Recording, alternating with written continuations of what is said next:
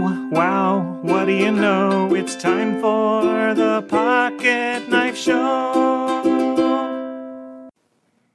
Hey, it's Mike on the mic again for another episode of the Pocket Knife Podcast. I have a friend, I suppose I'm using the term loosely in this circumstance, who loves to sneak up on me at my office or wherever the opportunity presents itself and yell, "Boo!" to see if I jump. I almost always do. I mean, what else am I going to do if there's suddenly someone yelling at me while I'm listening to quiet music, concentrating on putting thoughts together on paper? I really do like this person. He's fun to be around when he's not terrorizing me.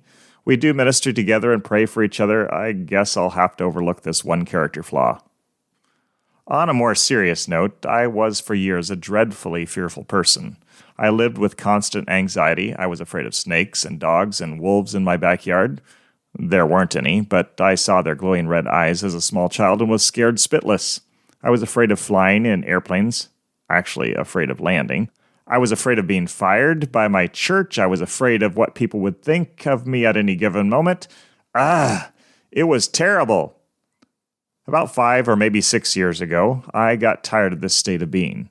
I began, along with a few men in my Celebrate Recovery group, to work through my fear of everything.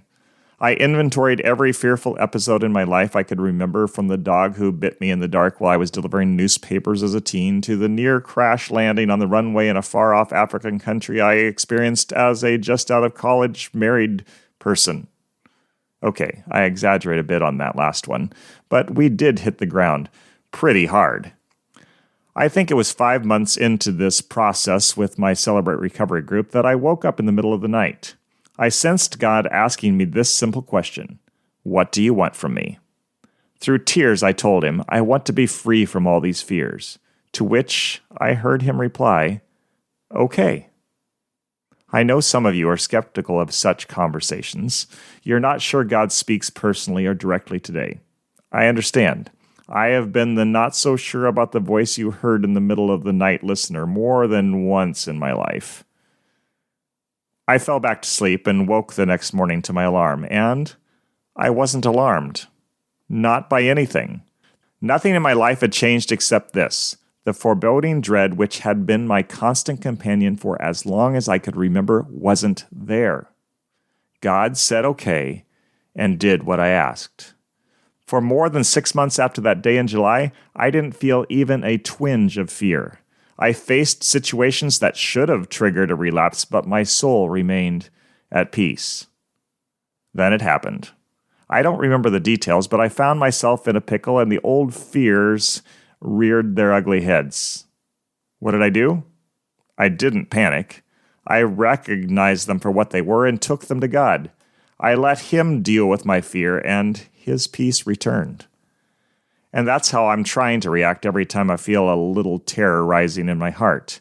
At times, I'm slower to respond correctly than I'd like, and I have to live with my, "Oh my, what am I going to do?" panic for just a short time.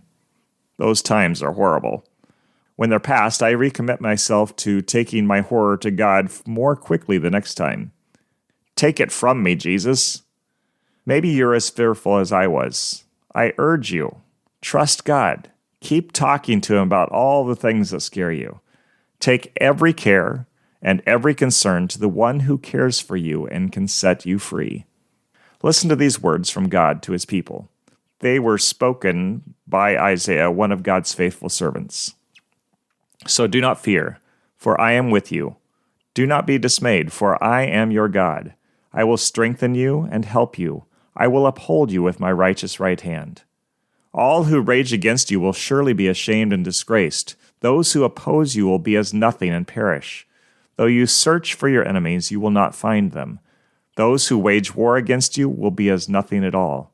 For I am the Lord your God, who takes hold of your right hand and says to you, 'Do not fear, I will help you.'" Be at peace, my friend. God is with you, and He will help. Oh no, it's sad, I know. We've come to the end of the show. See you next time.